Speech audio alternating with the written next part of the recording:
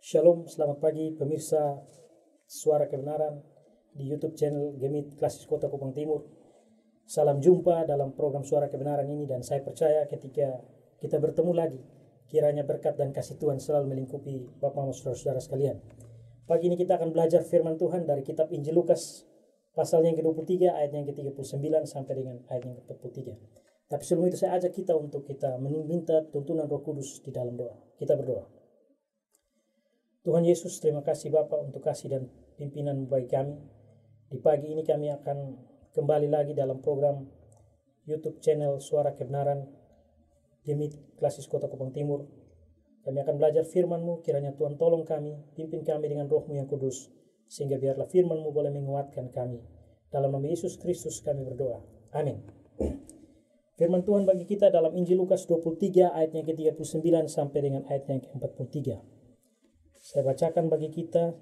Seorang dari penjahat yang digantung itu menghujat dia, katanya, "Bukankah engkau adalah Kristus? Selamatkanlah dirimu dan kami." Tetapi yang seorang menegur dia, katanya, "Tidakkah engkau takut juga tidak kepada Allah, sedang engkau menerima hukuman yang sama? Kita memang selayaknya dihukum, sebab kita menerima balasan yang setimpal dengan perbuatan kita. Tetapi orang ini tidak berbuat sesuatu yang salah." Lalu ia berkata, "Yesus, ingatlah akan aku apabila engkau datang sebagai Raja." Kata Yesus kepadanya, "Aku berkata kepadamu, sesungguhnya hari ini juga engkau akan ada bersama-sama dengan aku dalam Firdaus." Demikianlah firman Tuhan. Berbahagialah setiap kita yang membaca, merenungkan ini dan mau melakukan dalam kehidupan kita hari lepas hari. Shalom Bapak Mama dan saudara-saudara pemirsa Suara Kebenaran yang saya kasih dalam Tuhan Yesus Kristus. Ketika kita membaca bacaan ini pada pagi hari ini, tentunya masih segar dalam ingatan kita bahwa bacaan ini baru saja kita baca di awal bulan April tahun 2021 ini, di mana di momen Paskah kemarin di Jumat Agung, kita baru saja menyelesaikan bacaan firman Tuhan ini di bawah perikop Yesus disalibkan dan Yesus mati. Dan hampir di seluruh jemaat Gemit semua membaca bacaan ini, dan saya tidak salah ingat, tema perenungan firman Tuhan waktu itu adalah kematian Kristus menyembuhkan dan memulihkan. Tetapi hari ini saya mau ajak Bapak-Bapak saudara-saudara sekalian untuk kita kembali merenungkan firman Tuhan ini di bawah tema belajar dari iman sang penjahat. Nah, ketika tema ini muncul Bapak Mama saudara-saudari, tentunya muncul dalam pikiran kita, kenapa kita perlu belajar dari iman si penjahat ini? Kok dia penjahat, kok kita perlu belajar beriman dari dia? Nah, itu yang saya ingin kita renungkan. Nah, mengawali perenungan ini Bapak Mama saudara-saudari, saya ingin mengawalinya dengan sebuah cerita untuk mengantar kita memahami renungan pada pagi hari ini.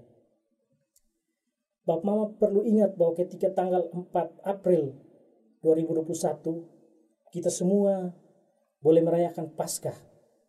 Dan ketika kita merayakan Paskah, malamnya di malam minggu itu, Kota Kupang bahkan sebagian wilayah NTT diguncang oleh badai yang luar biasa, yang dikatakan BMKG badai seroja, atau saya sering istilahkan serangan roh jahat. Nah, badai seroja ini menghantam luar biasa. Di wilayah Kota Kupang ini sudah luluh lantah. Pohon tumbang di sana sini, tiang listrik roboh, rumah-rumah hancur. Ketika Senin pagi itu kita lihat begitu hancurnya Kota Kupang ini. Dan Bapak Mama saudara-saudari, dari hari Minggu jam 12 malam sampai jam 7 pagi, badai tidak berhenti. Dan ketika pagi jam 9 saya keluar bersama dengan warga di sekitar. Di rumah saya itu, karena masuk dari gang 100 meter, kemudian keluar di jalan besar. Ketika mau belok kanan, ada satu pohon tumbang. Dia jatuh langsung pas palang jalan, pohon jati. Dia tumbang di atas pagar rumah warga. Kemudian belok kiri, ada satu pohon tumbang. Jadi kita tidak bisa kemana-mana. Sehingga akhirnya kami bersama warga RT, kami melakukan kerja bakti. Luar biasa waktu itu, Senin pagi, tanggal 5 April kalau saya tidak salah. Kerja bakti yang luar biasa. Nuansa gotong royong yang luar biasa. Makanya saya menyadari bahwa si Roja ini selain bawa bencana, juga kembali mengingatkan kita tentang nuansa gotong royong dan kekeluargaan itu. Di mana Kota Kupang yang sudah bercirikan kota individualis makin tinggi, tetapi nuansa gotong royong itu masih ada. Dan ketika kami bergotong royong, Bapak Mama bersihkan seluruh pohon yang tumbang, ada banyak canda tawa dari masyarakat yang bergabung saat itu. Dan saya teringat kata-kata dari seorang warga begini. Tadi malam kalau ada yang tidur, itu berarti dia mati rasa betul. Kemudian ada lagi yang bilang begini. Tadi malam tuh kalau sampai ada yang tidak panggil nama Tuhan, berarti memang dia ateis. Kemudian ada satu lagi bilang begini. Yang menarik adalah tadi malam itu kotong yang sudah pernah pergi gereja, kotong yang penjahat ini pasti panggil nama Tuhan. Nah, dia bilang ketong yang penjahat ini pasti panggil nama Tuhan. Kenapa? Karena dia bilang, kau penjahat cuma manusia, penjahat juga takut mati. Nah, saya titik cerita ini di sini, Bapak Mama, dan kita kembali kepada perenungan kita. Penjahat juga manusia, dan penjahat juga pasti mati. Ketika badai itu datang, penjahat ini juga pasti takut mati. Sehingga dia kembali, dan dia panggil nama Tuhan.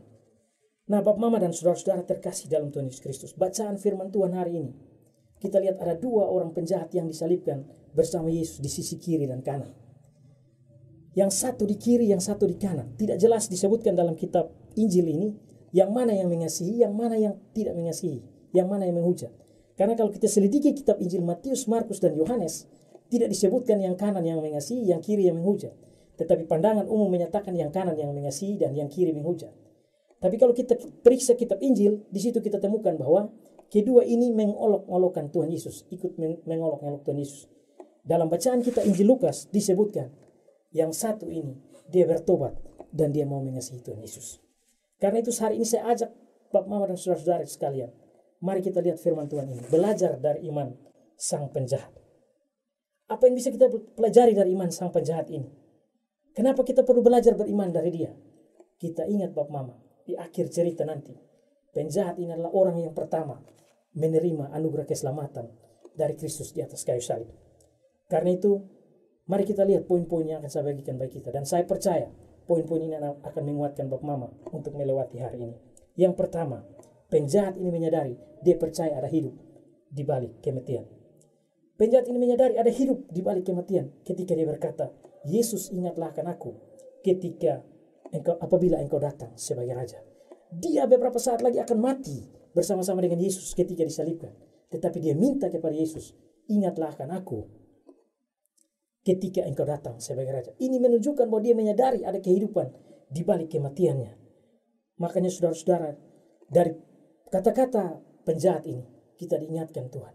Jangan pernah takut dengan kematian. Tetapi ketika kita hidup dan percaya di dalam Kristus, kita menjadi orang-orang yang akan diselamatkan. Saya ingat kata-kata Rasul Paulus, bagiku hidup adalah Kristus dan mati adalah keuntungan. Paulus begitu yakin menyatakan, ketika hidup dia di dalam Kristus, kematian adalah suatu keuntungan bagi dia. Karena itu suatu quotes yang saya sangat tertarik. Lebih baik kita mati 2 kali, hidup 1 kali, daripada kita hidup 1 kali, kita mati 2 kali. Maksudnya apa? Kita mati 2 kali. Mati yang pertama, kita mati dalam pertobatan. Mati rohani, kita bertobat. Kemudian yang kedua, mati jasmani. Dan ketika selesai kita mati jasmani, kita mendapatkan kehidupan yang kekal. Daripada kita hidup 1 kali di dunia ini, kita mati 2 kali. Mati secara jasmani dan mati secara rohani, yaitu kematian yang kekal. Karena itu penjahat ini sadar, ada hidup di dalam Kristus, ada hidup di balik kematian. Kemudian hal yang kedua, Bapak Mama, belajar dari iman sang penjahat ini adalah dia menyadari Allah adalah Allah yang adil dan Allah adalah Allah yang penuh kasih. Allah adalah Allah yang adil. Kenapa? Karena ketika teman penjahatnya mengolok-olok Tuhan Yesus, dia bilang begini, dia bilang, tidakkah engkau takut juga tidak kepada Allah sedang engkau menerima hukuman yang sama? Ini menunjukkan bahwa dia percaya Allah adalah Allah yang adil, yang pasti menghukum segala kesalahan dan dosa kita. Tetapi dalam keadilan Allah itu, dia menyadari Allah adalah Allah yang penuh kasih. Kenapa? Karena ketika dia menyadari Allah penuh kasih, dia walaupun seorang penjahat, dia menyadari bertobat dan Kristus menyelamatkan dia. Itu poin yang kedua, Bapak Mama. Poin yang ketiga adalah dia sadar dia orang berdosa yang layak dihukum. Berapa banyak di antara kita yang saat ini hidup, kita tidak menyadari dosa kita. Alkitab berkata dalam Roma 3 ayat 23, tidak ada satu orang pun di dunia ini yang tidak berdosa. Karena itu Bapak Mama dan saudara-saudara terkasih, menyadari diri kita sebagai orang berdosa memampukan kita untuk mau kembali dan hidup di dalam Kristus. Hal yang keempat, dia percaya Yesus itu orang benar. Di ayat yang 41 bagian B disebutkan di sana bahwa tetapi orang ini tidak berbuat sesuatu yang salah. Tetapi orang ini tidak berbuat sesuatu yang salah. Orang ini dimaksudkan adalah Yesus. Ini menunjukkan bahwa dia menyadari Yesus adalah orang benar. Nah, berapa banyak di antara kita yang hidup saat ini, kita tidak pernah menyadari bahwa kita punya Tuhan yang benar. Kita punya Allah yang hidup. Sehingga akhirnya kita mempergunakan kehidupan dengan seenak-enaknya. Nah, kemudian poin yang kelima, penjahat ini sadar. Dia percaya bahwa Yesus akan datang kedua kalinya sebagai Raja. Dalam pernyataan dia bilang, ingatlah akan aku ketika engkau datang sebagai Raja.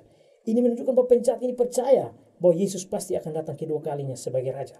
Nah, berapa banyak di antara kita yang masih meragukan kedatangan Tuhan Yesus yang kedua kali. Sehingga kita tidak percaya akan kedatangan Tuhan Yesus yang kedua kali. Membuat kehidupan kita seenaknya dengan kehidupan ini. Dan akhirnya kita digoncangkan oleh segala macam tipu muslihat. Dan kita lari meninggalkan Tuhan. Tapi penjahat ini meyakini Tuhan Yesus pasti datang yang kedua kali sebagai Raja. Dan itulah yang membuat dia diselamatkan. Hal yang terakhir, yang keenam, yang kiranya menguatkan kita adalah dia percaya keselamatan jiwanya ada di dalam Yesus. Yesus, ingatlah akan aku apabila engkau datang sebagai Raja.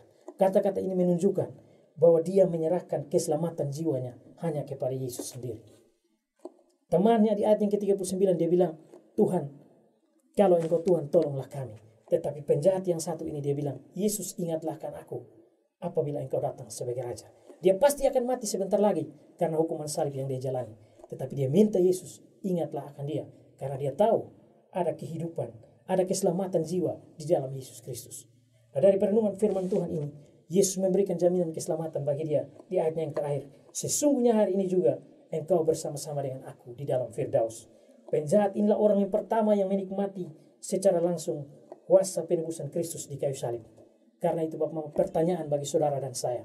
Maukah engkau hari ini juga mengambil keputusan untuk percaya dan terima Yesus Kristus sebagai Tuhan dan Juru Selamatmu? Kematian akan melingkupi kita semua. Siapapun dia, ketika dia hidup pasti dia akan mati. Tetapi ketika kehidupan dia ada di dalam Kristus, percayalah keselamatan jiwanya sudah Tuhan sediakan di surga. Kiranya firman Tuhan memberkati kita hari ini. Amin. Tuhan memberkati kita. Shalom. Mari kita bawa seluruh pergumulan kita, Bapak Mama, di dalam doa. Dan saya percaya bahwa ketika Tuhan menguatkan kita, kita bisa melewati hari ini. Kita berdoa. Allah Bapa kami dalam kerajaan sorga, Bapa yang mempunyai kehidupan ini, kami bersyukur, kami berterima kasih kepadamu, karena kasih-Mu boleh melingkupi kami, kasih-Mu boleh menaungi kami dalam kami menjalani kehidupan ini. Di saat pagi ini Tuhan, ketika kami mau memulai hari ini, kami tetap meminta tuntunan penyertaan kasih Tuhan terus menuntun kami. Kami masih ada di tengah kondisi pandemi corona ini Tuhan Yesus. Tetapi kami percaya ketika kami dibimbing Tuhan, kami terus melangkah dalam kepastian iman, bahwa Kristus sumber keselamatan jiwa kami pasti akan menuntun kami Bapa. Bapa di sorga, kami juga berdoa saat ini Tuhan. Kami berdoa bagi NTT, juga kota Kupang tercinta ini Tuhan Yesus. Kami baru saja beberapa waktu yang lalu dilanda oleh badai sehingga membuat kehancuran di mana-mana. Ada banyak hal, pergumulan bencana, ekonomi, bencana roh, fisik. Tuhan kami minta kekuatan daripada-Mu. Sehingga biarlah ya Tuhan Allah mengaruniakan kepada kami hikmat, kekuatan, kesehatan bagi pemimpin-pemimpin kami. Juga bagi kami semua, pemimpin-pemimpin gereja juga Tuhan Allah anugerahkan hikmat-Mu. Agar semua kami tetap dalam kekuatan iman percaya bahwa tuntunan Allah terus memimpin menyertai kami Bapa. Bapa sebentar kami akan memulai hari ini. Kami akan melangkah di hari ini Tuhan Yesus. Ketika kami membuka pintu rumah kami masih misteri bagi kami apa yang kami lakukan. Tetapi kami percaya Tuhan pasti akan menuntun menyertai kami. Karena itu Tuhan berkatilah kami, tuntunlah kami ya Tuhan Yesus. Dalam nama Yesus Kristus Allah kami, pemilik dan pemelihara kehidupan itu kami berdoa. Haleluya. Amin. Terima kasih Bapak Mama sudah menyaksikan program Suara Kebenaran di YouTube channel Gemit Klasis Kota Kupang Timur. Dan saya percaya ketika Bapak Mama memulai hari ini, anugerah dan berkat Tuhan pasti akan memimpin Bapak Mama dalam memulai dia kegiatan di hari ini. Kiranya Tuhan memberkati kita semua. Shalom, Tuhan Yesus memberkati.